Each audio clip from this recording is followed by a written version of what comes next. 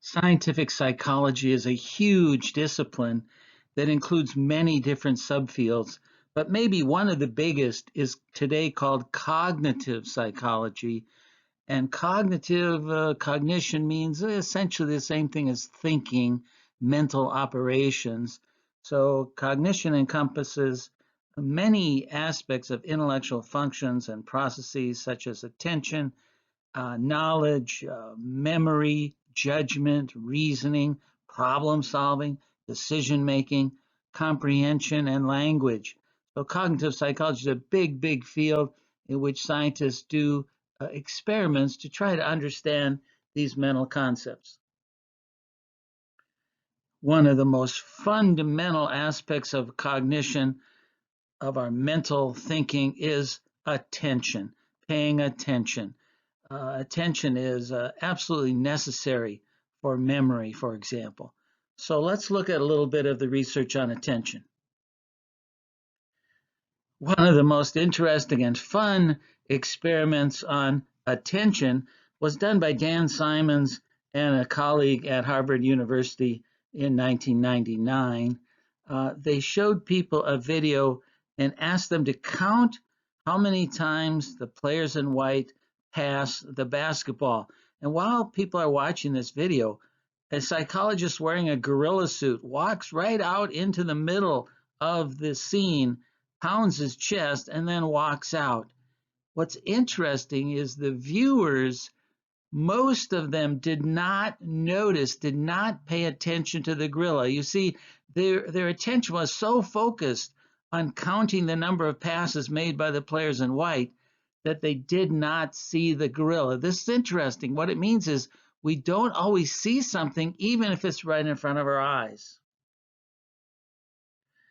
This psychological mechanism is called inattentional blindness. That's its name, inattentional blindness. What it means is we are blind to things we don't pay attention to. What's interesting is Dan Simons showed that the viewers' eyes were looking straight at the gorilla, still they did not see it. So just because your eyes are looking, pointing at something, does not mean that your brain is attending to it. You have to cognitively attend to information in order to be aware of it. Well, as you can imagine, inattentional blindness has many, many practical consequences. For example, cell phone use while driving leads to over 1 million crashes every year. Texting while driving is 6 times more likely to cause an accident than drunk driving. So the problem is inattentional blindness. If you're paying attention to your phone, to someone talking, you are not paying attention to driving, and you will be blind to things even if your eyes look right at them. An interesting example of inattentional blindness, an experiment was done in which medical experts were asked to look at MRI scans of lungs as if they were looking for cancer, but in fact, there's a little tiny gorilla, just like in the famous experiment by Dan Simons, that has been placed into these MRI scans. 83% of the experts did not see the gorilla. Can you find the gorilla? It's difficult to find. Look for it. Did you find it? Well, if not, I've indicated it here with a yellow circle. Inattentional blindness is fascinating.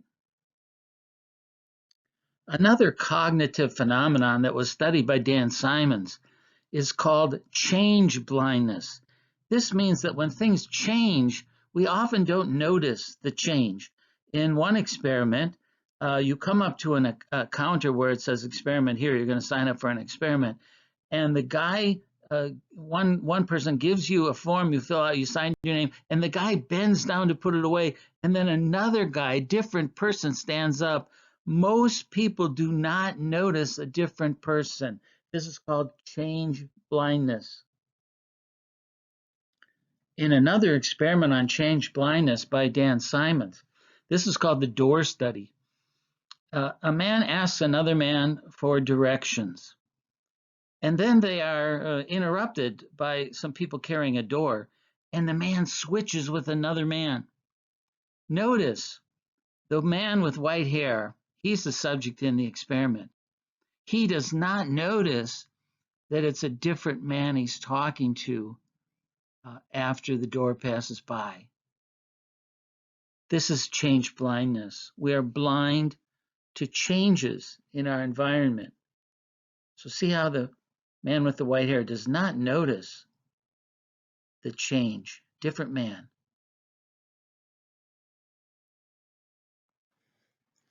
Okay, let's try some examples of change blindness. Here's a picture that when it flicks, something about it changes. Can you notice what it is that changes? So every time it flicks, something is changing. It's very hard to find what it is. In order to find it, you have to pay attention. Well, you can't pay attention to everything. So you have to kind of look around. Did you find it? I'll show you the answer. Here's what was changing. See the yellow circle? You'll see that a boat right in the middle was disappearing. Did you notice that? Let's try another one. All right, this image is flickering much faster, but there's something changing. Can you find what it is? You have to kind of look around. It's very difficult to find.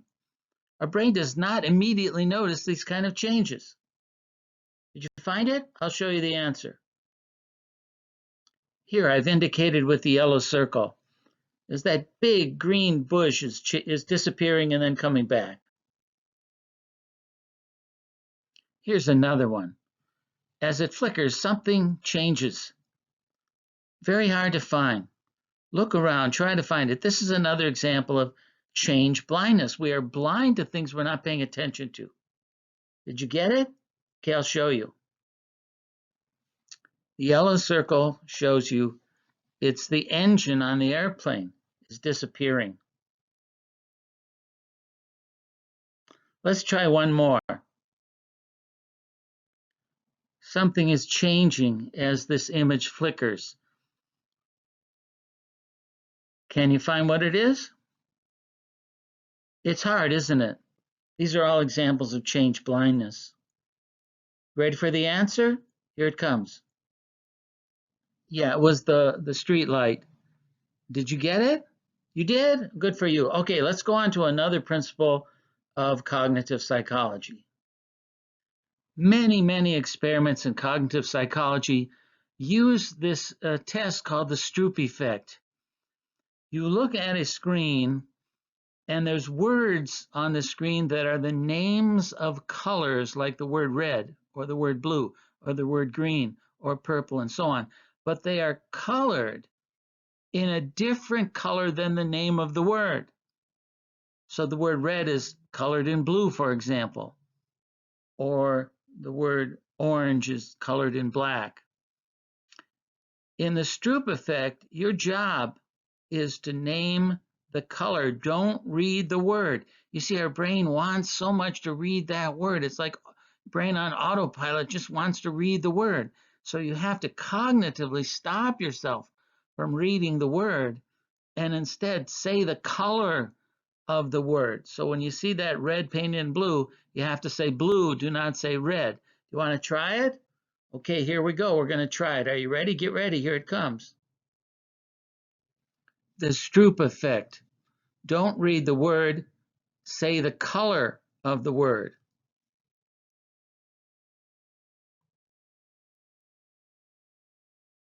Okay, let's try another one. This time the words will appear all at once and you read from left to right, top to bottom, as fast as you can, the colors. Don't read the word, say the name of the color.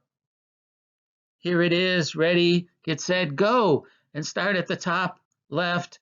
That isn't red, it's green. And next comes yellow, and then white, and then pink, go.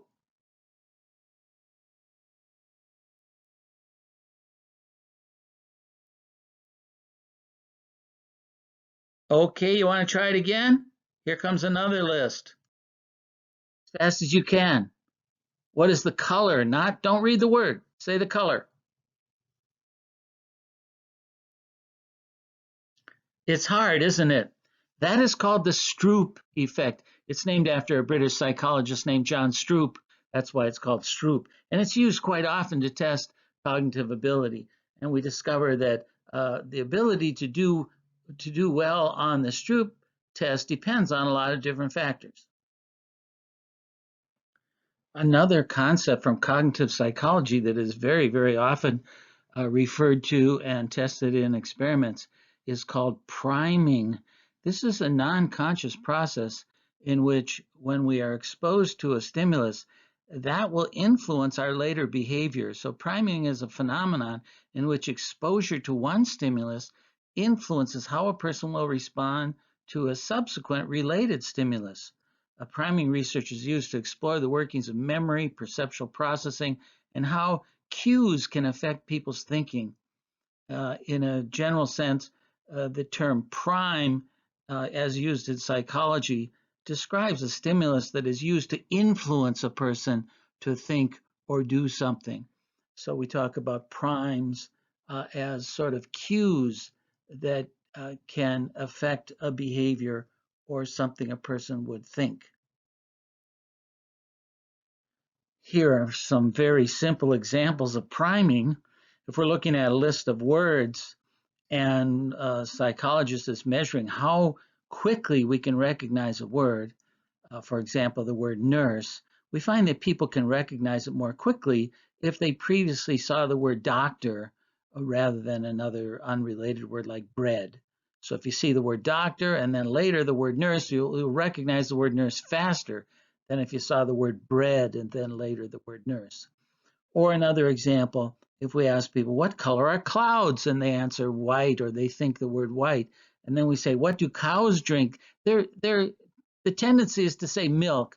This is often a children's playtime joke because white is a prime that cues the answer milk. If we show pictures of objects that are red and then ask people to name a motor vehicle, they probably say a fire engine. If we show objects that are yellow and ask a person to name a fruit, they probably say banana. And then on the right, if we give people a test where they have to fill in a word, S-O blank P, if they first saw the words bread and juice and milk, they'll likely say soup. But if they saw the words towel, shower, and shampoo, they'll likely fill in that blank with an A and say soap. And then also on the right, there's that funny picture. If we have first shown people pictures of mice and rats, they tend to perceive this drawing as a mouse. But if we first show pictures of faces of people wearing glasses, then when they look at this image, they're more likely to say, oh, a guy with glasses. So this is the idea of priming. It's quite often used to study what is sometimes called implicit bias. That is the idea that people are biased against or in favor of other people because of certain characteristics like their skin color or their weight or their height or their gender and so on. A lot of this is due to priming. So priming is one of the really big concepts that's studied in cognitive psychology. Now here's a super fun and interesting concept called the Thatcher Effect. A Thatcherized face, you can make one of your own face. You take a picture of your face and you cut out the eyes and mouth and turn them upside down, and then you put them back on the face. And when this face is upside down, therefore the eyes and mouth are right side up, it looks perfectly okay. But if you turn the whole face right side up, now the eyes and mouth are upside down. And it turns out our brain pays attention to eyes and mouth to get cues about what the person is feeling or thinking. This is how we have evolved this mechanism, how we can tell if someone's friendly or angry or maybe an enemy of ours. And so eyes and mouth is what the brain focuses on. When they're upside down, it looks ghastly, just horrible. The Thatcher effect gets its name because the first research studies on this used the face of Prime Minister of England, Margaret Thatcher. And here you see the Thatcherized face of Margaret Thatcher. On the left, it looks sort of okay, but on the right, yikes! Here is Britney Spears' normal face and Thatcherized face. When they're upside down, they both look sort of okay. But when we turn them right side up, eeks! The Thatcherized face looks grotesque to us. This is because the parts of our brain that are focusing on emotion, like the amygdala, uh, notice this eyes and mouth, and the expression is weird. Here's another Thatcherized face. Upside down, nah, it's sort of normal. Right side up, yeeks, kind of weird. And here's another guy on the left. He looks perfectly nice. And then on the right, his face has been Thatcherized, but notice that the eyebrows have also been turned upside down. So this one is especially grotesque. Psychological scientists are interested in when this mechanism evolved. How did this come about that the human being is able to recognize someone's emotions or their mood or their thoughts by looking at their eyes and their mouth? And so they studied monkeys. So they have Thatcherized the face of monkeys and showed it to other monkeys to see how they react. And sure enough, monkeys also respond to Thatcherized faces. They stare at the face like, what is that? It seems like really weird to them when they see a Thatcherized monkey face right side up. What does this tell us? Well, it tells us that this mechanism, this brain effect, evolved very far back in our evolutionary history. Here's another topic that's studied by cognitive psychologists: willpower or self-control. Are you able to control yourself, to stay calm, to have willpower? Can you hold yourself back from doing things that might be bad for you, that are tempting? The most famous study of self-control or willpower was done a long time ago by psychologist Walter Mischel, who was a very famous and very smart psychologist who was known for much research that he did.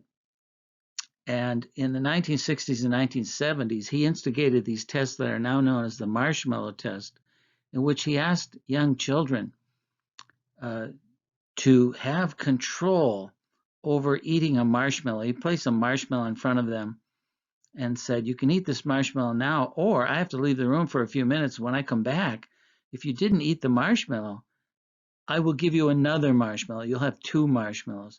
And some kids just couldn't stand it. They just gobbled up the marshmallow right away. And other kids were able to have self-control. They were able to control themselves and not eat the marshmallow. And then they got two. So Michelle decided to study that to see if willpower was related to other successes in life, and sure enough, he found that it was. And so he tried different mechanisms of teaching children cognitively how to control their willpower. And he discovered you could do that. Like you could tell a child, when you look at the marshmallow, think of it as bird poop. This will help you not eat it. And so there are cognitive ways that we can help our self-control. Here's some very brief video of children during the marshmallow test. And some of them just can't stand it and have to eat the marshmallow right away. And others manage to come up with techniques for self-control. Here's Daniel Kahneman, who's a psychologist and economist who works on the psychology of decision-making and making judgments. He won the Nobel Prize in economics in 2002 for his work based on his book called Thinking Fast and Slow. So Kahneman says we have really two different ways of solving problems: a kind of fast, intuitive way that's like autopilot, and then a slow, deliberative way of figuring things out. According to research by Kahneman, the brain has two different ways of solving problems, of thinking. It's a little bit like the tortoise and the hare making a race. One is slow and one is fast.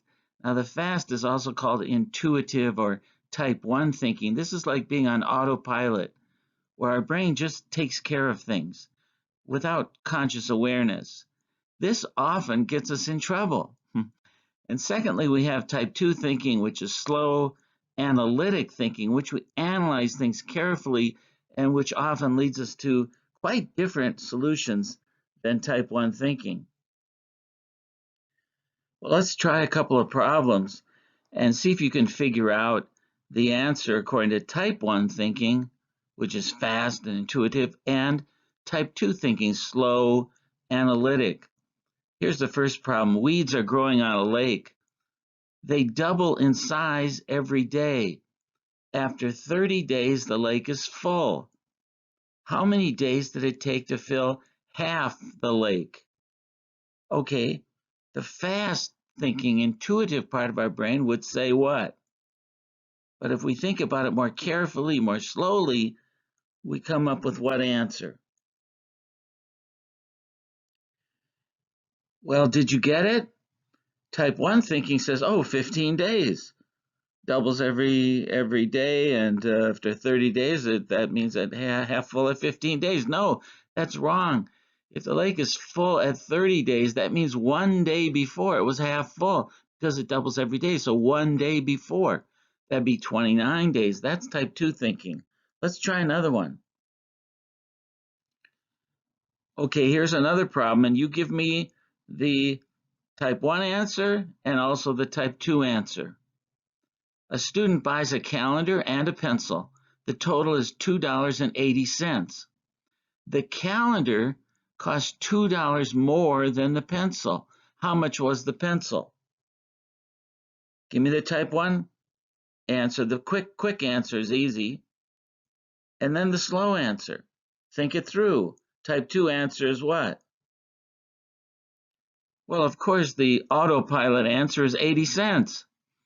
But if we're slow and analytic about it, we see that that won't work. The answer has to be 40 cents. And so the calendar was $2.40. That means the total was $2.80. Daniel Kahneman's research and his book are very recent ideas about how people solve problems and how people think. But problem solving goes way back in the psychology of cognitive science. And so let's look at a couple examples from the past. Way back in the 1930s and 1940s, a psychologist named Dunker was studying how people solve problems, and he came up with this idea called the candle problem. You have a candle, and you have a box of thumbtacks, and you have some matches. And the problem is to pin the candle to the wall in such a way that when you light the candle, no wax will drip on the table or the floor. Can you solve this problem? How are we going to attach that candle to the wall and then light it and no wax will drip onto the floor or the table?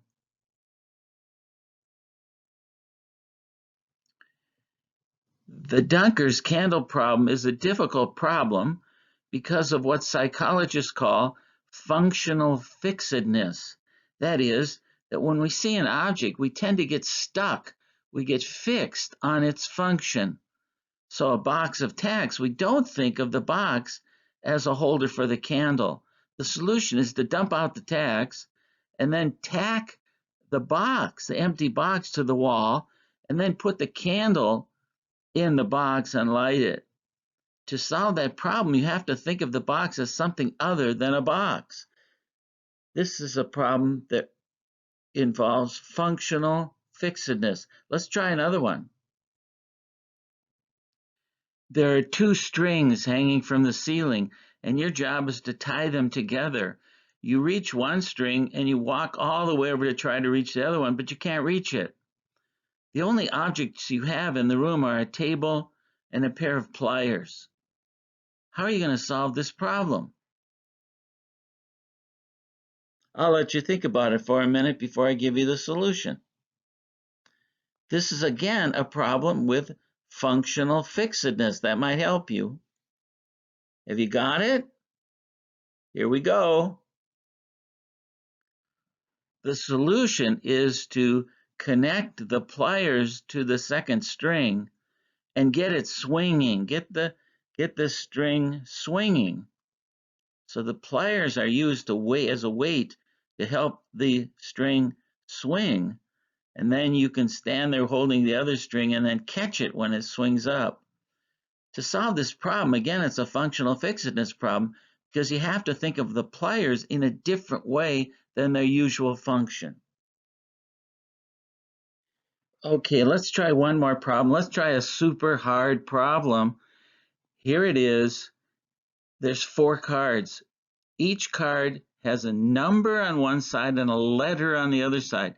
So a number and a letter for each card.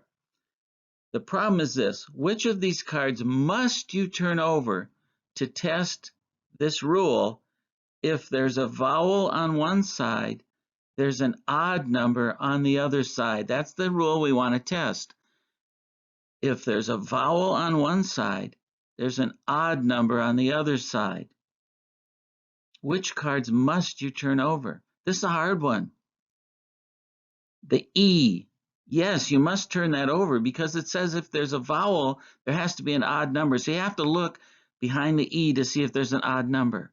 What about the K? No, K is not a vowel. We don't need to look on the other side of that card. It doesn't matter what's on the other side. What about the 7? No, it doesn't matter because the rule says if there's a vowel, there's an odd number. It doesn't say what happens if there's not a vowel, if there's, a consonant. But the 4, yes, we have to look on the other side of the 4 because if there's a vowel on the other side of the 4, then the rule is broken. So the answer is the E and the 4. Did you get it right? That was a hard one. Okay, that brings us to the end of this video, which just gives you a very brief introduction to cognitive psychology, which is a very, very large subfield of psychology with lots and lots of different things to study. You can look at some of my other videos on memory, for example. Please check out my channel, Brucey, and look at my psychology videos. Thanks so much for watching, and goodbye.